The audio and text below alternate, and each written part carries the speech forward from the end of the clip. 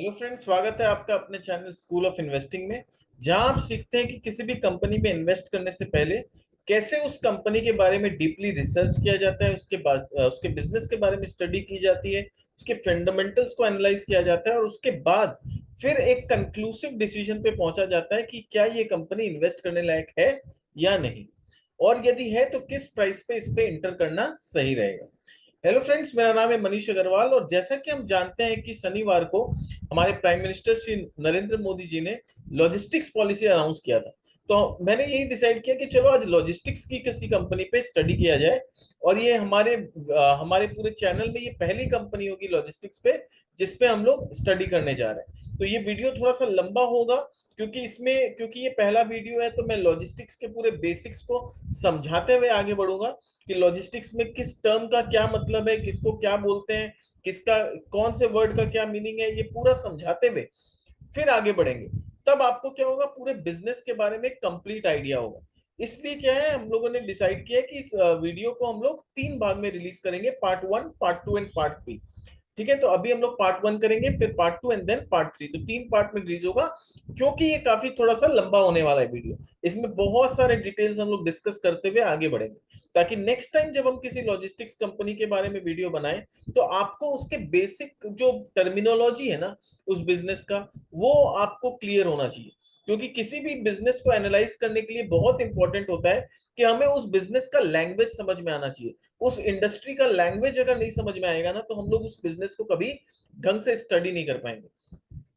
तो चलिए आगे बढ़ते हैं, और पहले एज यूजुअल हम लोग इस कंपनी के फंडामेंटल्स को देखेंगे और फिर हम लोग इसके बिजनेस को डीपली एनालाइज करेंगे। तो कंपनी के बारे में बात करूं तो कंपनी का पूरा नाम है एल कार्गो लॉजिस्टिक्स लिमिटेड।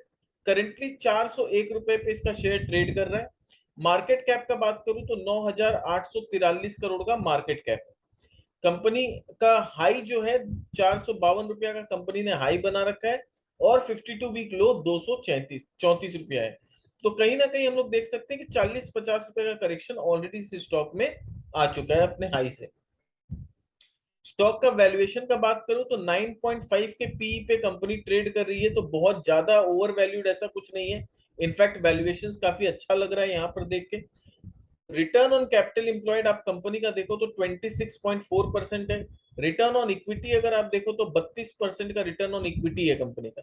तो ये नंबर्स आपको हर कंपनी में देखने नहीं मिलेंगे।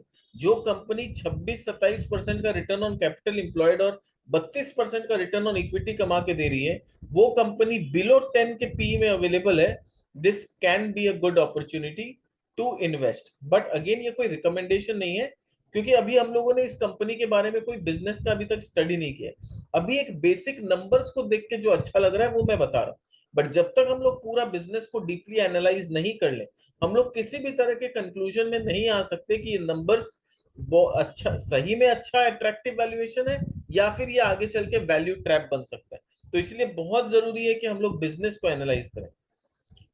कंपनी का अगर सेल्स का बात करूं तो 22,300 करोड़ का ईयरली सेल्स है। ऑपरेटिंग प्रॉफिट मार्जिन कंपनी का 7.7% के आसपास रहा है। डेट कंपनी में 2300 करोड़ का डेट है, तो ये थोड़ा सा देखने में नंबर्स हाई दिखता है, बट आप डेट इक्विटी रेशियो देखो तो दैट इज बिलो 1, तो यहाँ भी वैल्यूएशन काफी अच्छा लग रहा है। मार्केट कैप टू सेल्स का बात करें तो 0.44, तो ये वैल्यूएशन भी काफी अट्रैक्टिव है। बट प्राइस टू बुक का अगर मैं बात करूं तो ये 3.11 है। तो इस पैरामीटर में ये थोड़ी सी ओवर वैल्यूड दिखती है ये कंपनी, क्योंकि अबव 3 अगर प्राइस टू बुक होता है तो वो थोड़ा सा ओवर वैल्यूड माना जाता है। फ्री कैश फ्लो का बात करें तो कंपनी 670 करोड़ के आसपास का फ्री कैश फ्लो जनरेट की है।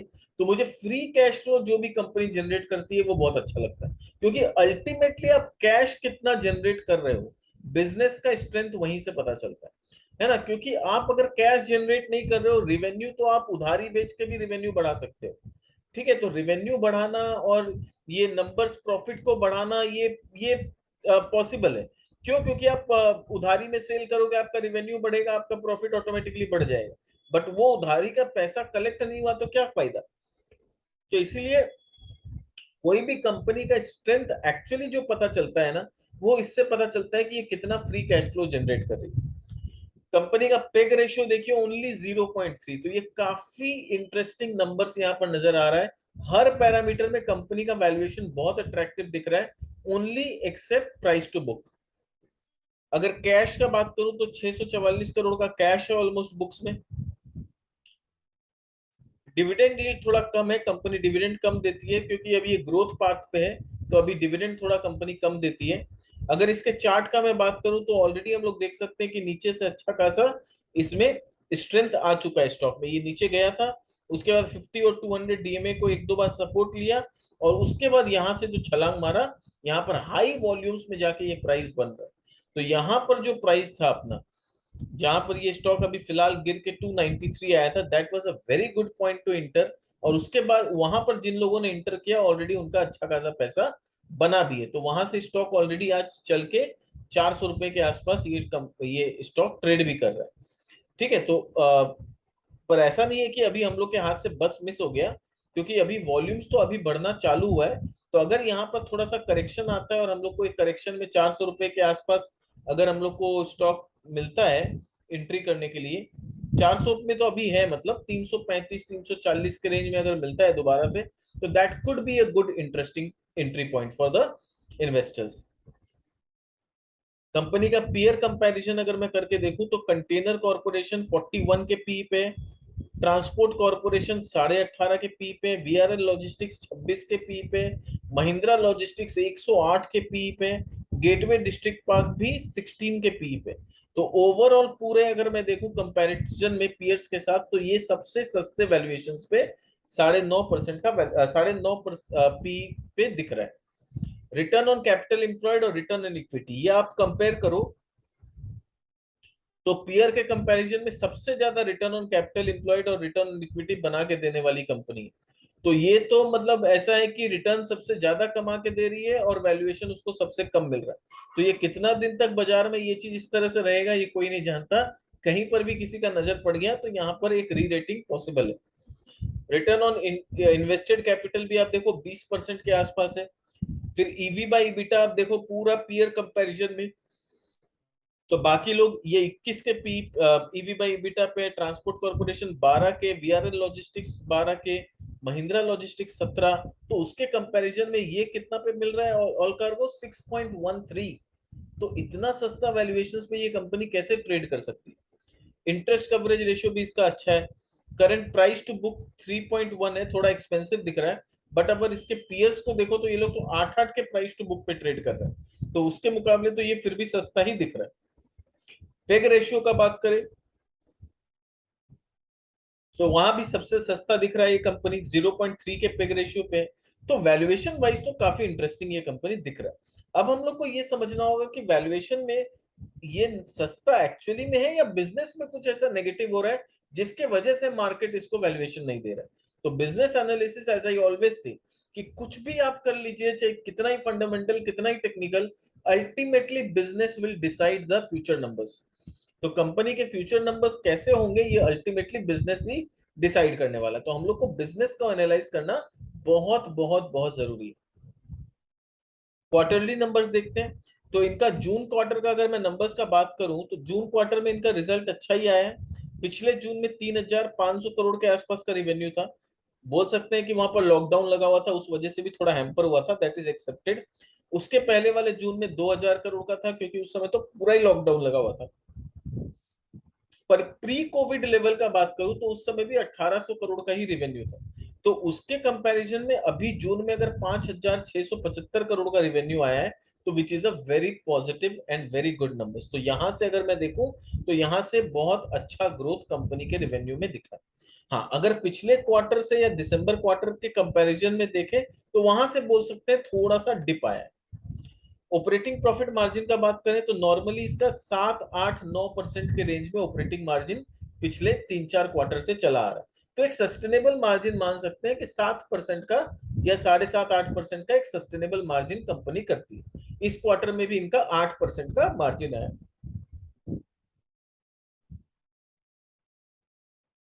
आगे चले तो क्या देखते हैं हम लोग कि कंपनी का जो नेट प्रॉफिट है, ये कहां पर 30 करोड़ 58 करोड़ हुआ करता था जून 2021 से, और एकदम से टर्न अराउंड आ गया इसके नेट प्रॉफिट। तो 106 करोड़ हुआ सितंबर में, 263 करोड़ दिसंबर में, 355 करोड़ मार्च में, फिर 241 करोड़ हुआ, और अभी जून में 280 करोड़।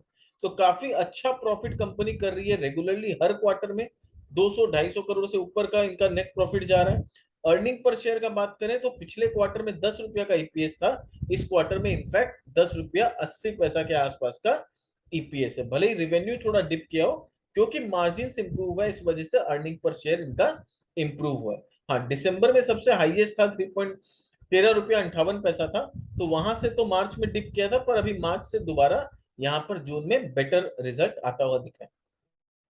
पूरे ईयरली परफॉर्मेंस का बात करें तो पूरे मार्च मतलब मार्च 2022 में साल में 20,000 करोड़ का इनका रेवेन्यू हुआ है, जबकि पिछले साल ये कितना का था, 10,500 करोड़। और प्री कोविड लेवल पे भी जाए तो 6,000 5,500 करोड़ के आसपास का रेवेन्यू था। तो रेवेन्यू में जो ग्रोथ दिख रहा है, it is fabulous growth, almost 100% का ग्रोथ है। ऑपरेटिंग प्रॉफिट, जब नंबर्स यहाँ पर अच्छे हो रहे हैं टॉप लाइन में, तो ऑपरेटिंग प्रॉफिट भी अच्छा ही होगा। मार्जिन 6% से बढ़ के 8% हो चुका है FY22 में, मार्च 22 में। फिर इनका जो नेट प्रॉफिट का अगर बात करें तो पिछले साल सिर्फ 95 करोड़ था, उसके पहले 234 करोड़ था, और इस बार तो एकदम 995 करोड़ का नेट प्रॉफिट आया है। तो बहुत ही अच्छे और बहुत ही तेज तरीका से ये कंपनी ग्रो कर रही है, और उसके नंबर्स काफी अच्छे आ रहे हैं। सेल्स ग्रोथ का बात करें तो पिछले एक साल में 88% का ग्रोथ है। 5 साल का कैगर भी देखें तो 29% का ग्रोथ है।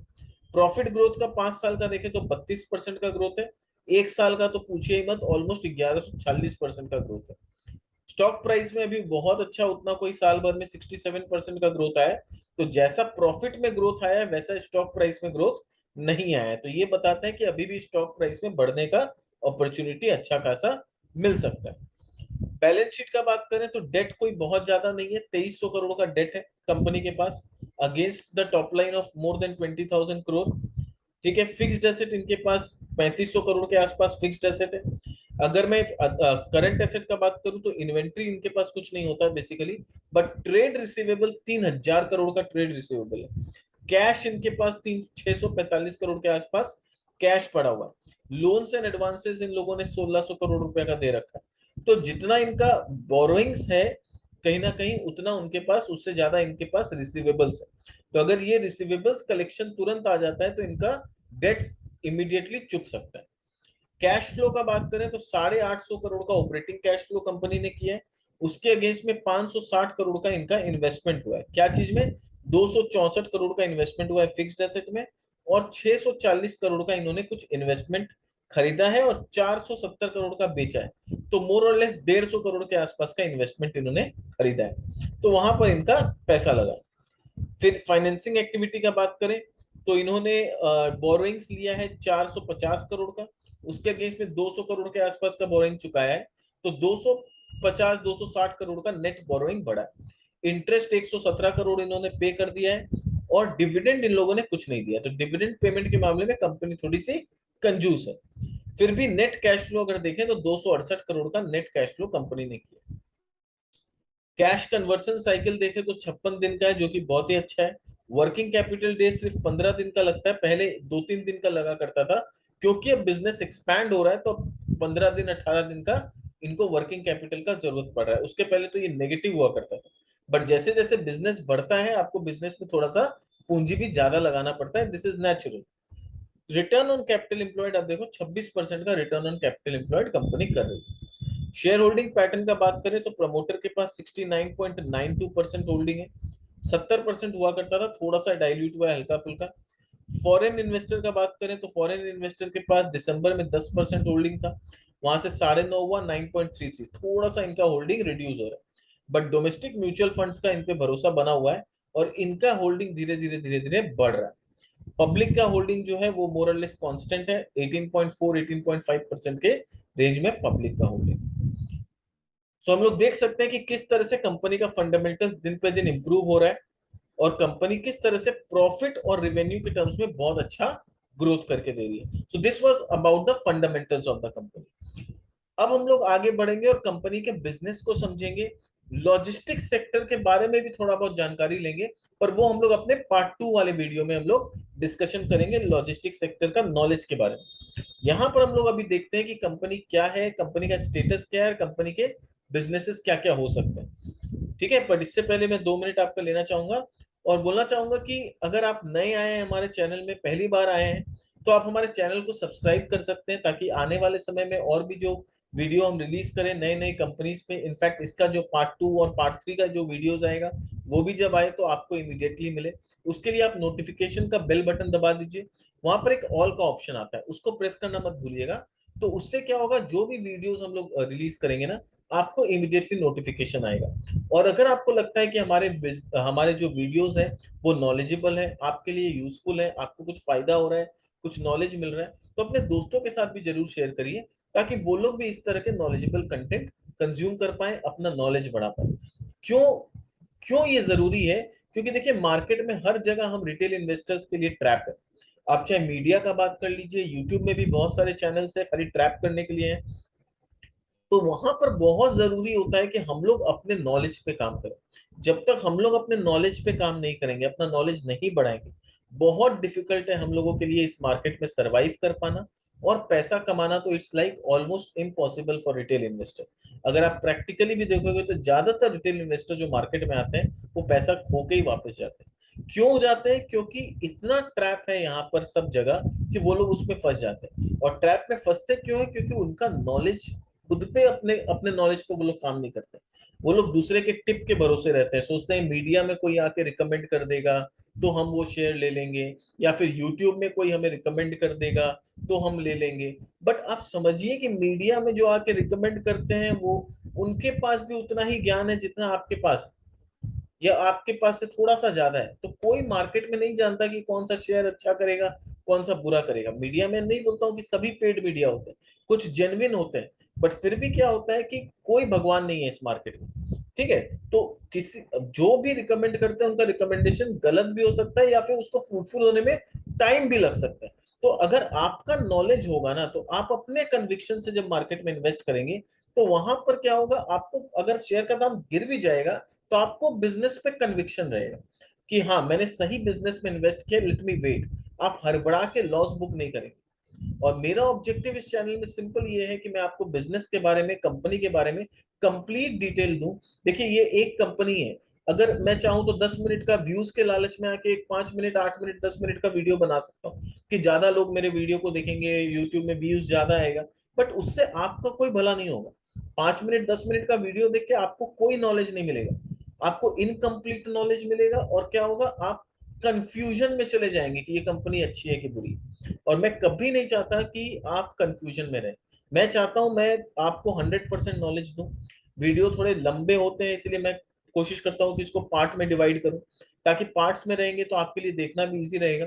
एंड बाय द टाइम आप 2 या 3 पार्ट जितना भी होगा इस वीडियो का, आप जब देख के कंप्लीट करोगे ना, तो आपका नॉलेज भी फुल ऑन होगा। और फिर अगर आप इन्वेस्ट करते हैं किसी भी कंपनी में, तो वहां पर आपका कन्विक्शन स्ट्रांग होगा। थैंक यू सो मच मुझे ये 2 मिनट देने के लिए, अपनी बात को समझाने के लिए। अब आगे बढ़ते हैं और देखते हैं कि इस बिजनेस का बिजनेस मॉडल क्या है। तो यहाँ पर पहले जानते हैं कंपनी के बारे में कि ये कंपनी करती क्या है। तो all cargo logistics is the leading multinational company engaged in providing integrated logistic solution।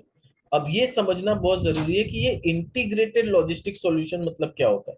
तो ये अभी जब मैं लॉजिस्टिक्स के बारे में समझाऊंगा ना पूरा, कि ये इंडस्ट्री कैसे काम करता है, तो वहां पर हम लोग समझेंगे कि ये इंटीग्रेटेड का मतलब क्या होता है। तो they are integrated logistic solutions and they offer specialised logistic service across multi modal transport operations. अब ये सारा कुछ हम लोग को समझना है कि मल्टी मोडल ट्रांसपोर्ट ऑपरेशंस क्या होते हैं। फिर इनलैंड कंटेनर डिपो में भी ये लोग सर्विस प्रोवाइड करते हैं, इनके पास अपने आईसीडीज है जिसको बोलते हैं इनलैंड कंटेनर डिपो। फिर इनके खुद के कंटेनर फ्रेट स्टेशन है, तो उसको भी ये लोग ऑपरेट करते हैं। ये सब कुछ हमें समझना पड़ेगा कि ये कंटेनर फ्रेट स्टेशन क्या होते हैं, इनलैंड कंटेनर डिपो क्या होता है। फिर ये लोग कॉन्ट्रैक्ट लॉजिस्टिक्स का काम करते हैं, इसको थर्ड पार्टी लॉजिस्टिक्स भी कहा जाता है। एंड प्रोजेक्ट एंड इंजीनियरिंग का सोल्यूशंस भी ये लोग प्रोवाइड करते हैं। तो आप देख सकते हो कि कितने सारे सर्विसेज में ये लोग हैं।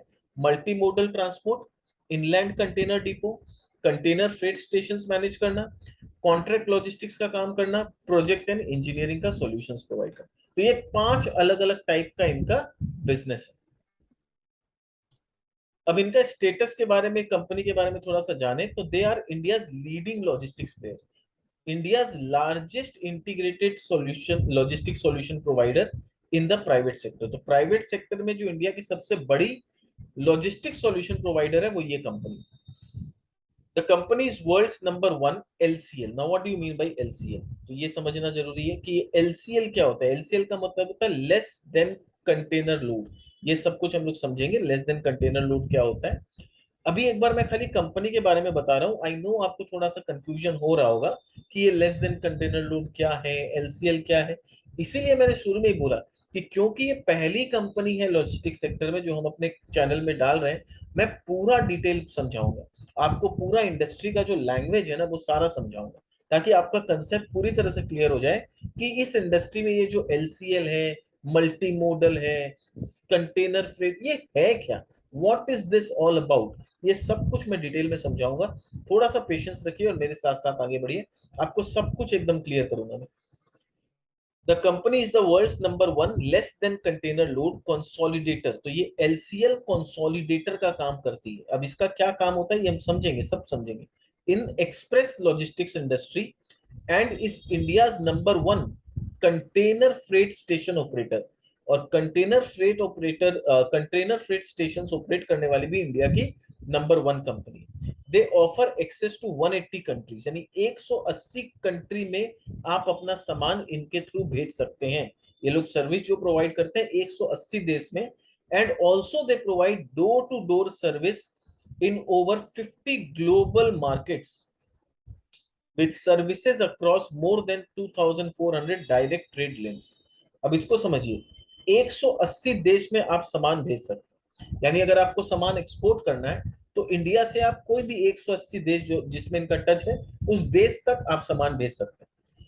और इनका 50 ऐसा ग्लोबल मार्केट है जहां पर वो उस देश के पोर्ट में जाके सामान नहीं छोड़ते, घर तक पहुंचा सकते हैं। तो 50 ऐसा देश है जहां पर ये डोर टू डोर सर्विस भी प्रोवाइड करते हैं। ठीक है। And more than 2400 direct trade lens इनके पास है। तो इनका अगर पूरा आप देखना चाहते हैं फंडामेंटल, तो आप देख सकते हो कहां पर इनका कितना लोकेशंस में, कौन कौन से लोकेशंस में इनका प्रेजेंस है। तो झज्जर जो है वहां पर आईसीडी ये लोग ऑपरेट करते हैं।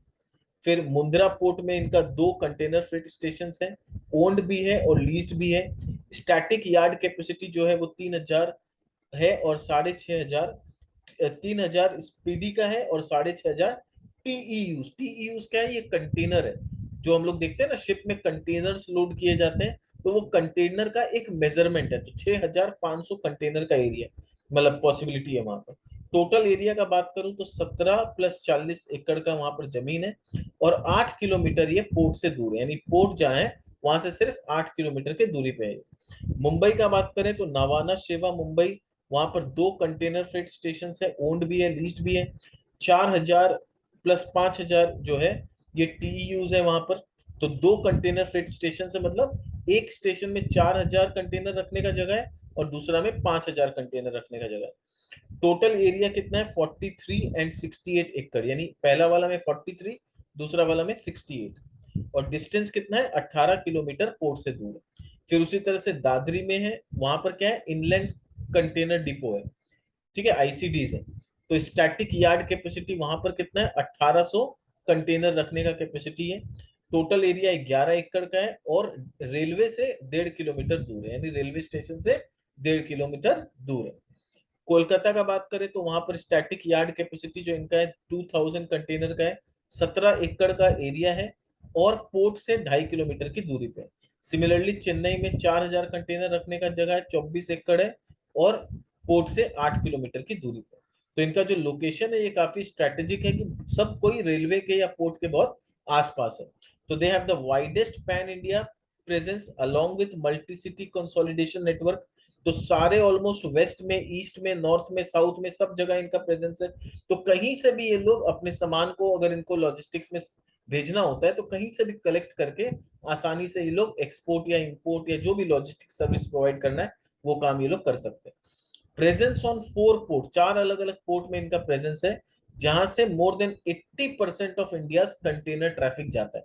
यानी वो 4 इंपॉर्टेंट पोर्ट जहां से इंडिया का 80% बिजनेस होता है, वो चारों पोर्ट के आसपास इनका प्रेजेंस है।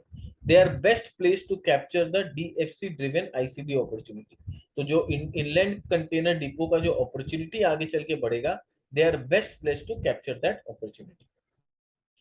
तो ये हम लोग को समझ में आ गया कि कंपनी का क्या पूरा कहाँ कहाँ पर इसके पोर्ट्स के आसपास क्या क्या इनका कैपेसिटीज है। अब आते हैं बिजनेस सेगमेंट के बारे में कि ऑल टुगेदर इनका 5 बिजनेस सेगमेंट है। जैसा मैंने बताया कि पहला काम ये लोग क्या करते हैं, मल्टी मोडल ट्रांसपोर्ट ऑपरेशंस करते हैं। दूसरा, इनलैंड कंटेनर डिपो को मैनेज करते हैं।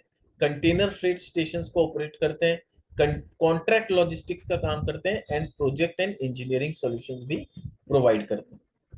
ठीक है, अब इनका रेवेन्यू कहाँ से कितना रेवेन्यू जनरेट करते हैं ये समझना है।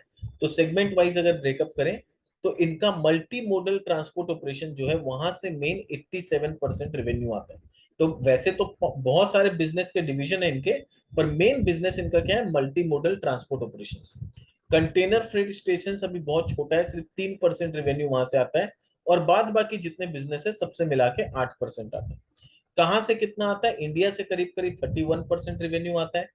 फार ईस्ट ईस्टर्न नेशन से 23% आता है। यूरोप से 19.4% रेवेन्यू आता है। यूएस से 18% के आसपास, and rest of the world से 8.8%।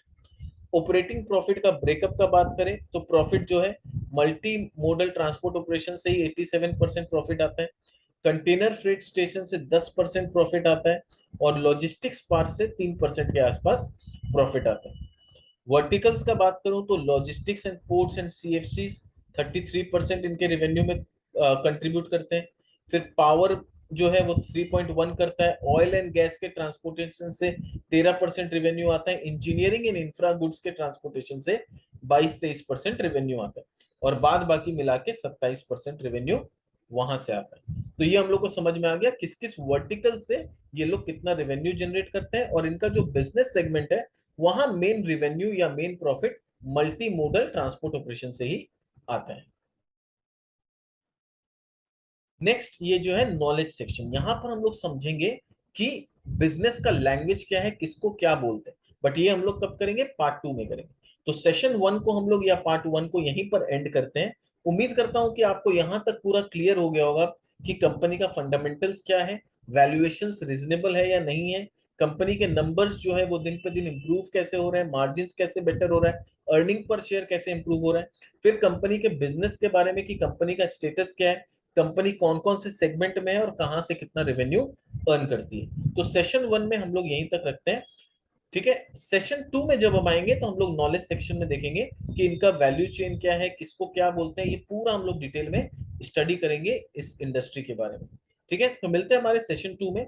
अगर आपको ये वीडियो पसंद आया तो इसे लाइक करना मत भूलिएगा। अगर आप पहली बार आए तो हमारे चैनल को सब्सक्राइब जरूर कर दीजिए। दोस्तों के साथ भी जरूर शेयर करिए कि आपके साथ साथ वो भी इस चीज का नॉलेज ले पाए, और फिर आपके साथ एक कलेक्टिव डिसीजन ले पाए कि क्या ये कंपनी अच्छी है या नहीं, और इसमें इन्वेस्ट करना चाहिए या नहीं। ठीक है, तो मिलते हैं हमारे नेक्स्ट सेशन में, पार्ट 2 में। अभी तक के लिए बाय बाय।